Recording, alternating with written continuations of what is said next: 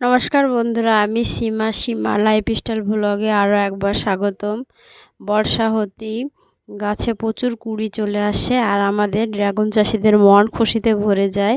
দেখুন বন্ধুরা, প্রচুর কুড়ি এসেছে এখানে। সেখান থেকে 5টি কুড়ির মধ্যে 2টো কুড়ি রয়ে গিয়েছে।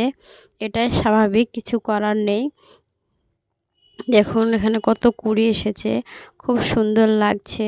কিন্তু দুঃখের বিষয়, প্রচুর কুড়ি আসলেও সেটা থাকে না, নষ্ট হয়ে যায়। 2-4টে হয়তো গাছে থাকে, কারণ গাছ তার ক্ষমতা অনুযায়ী ফল ধরার ক্ষমতা বহন করে আর বাকি কুড়িগুলো ঝরিয়ে দেয়। দেখুন এইভাবে কিছু কিছু এখন নষ্ট হয়ে গেল, আর কিছুদিন 2-4 দিন বাদ দিয়ে হয়তো কিছু হলুদ হয়ে ঝরে যাবে। তারপর ফুলটি ফুটবে এবং ফলটি সেট হয়ে যায়, তখন আর সেইভাবে ভয় থাকে না। এই কুড়িটাও নষ্ট হয়ে গিয়েছে। তখন আস্তে আস্তে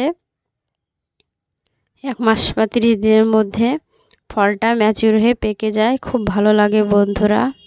ড্রাগন চাষে সেইভাবে খরচা নেই, ভালো ফল পাওয়া যায়। যে কোনো জিনিসে ড্রাগন লাগিয়ে দিলে ছাদের উপরে ভালো ড্রাগন হয়। আমি তো এইভাবেই চাষ করছি, সেইভাবে কোনো খরচা হয় না, খুব ভালো।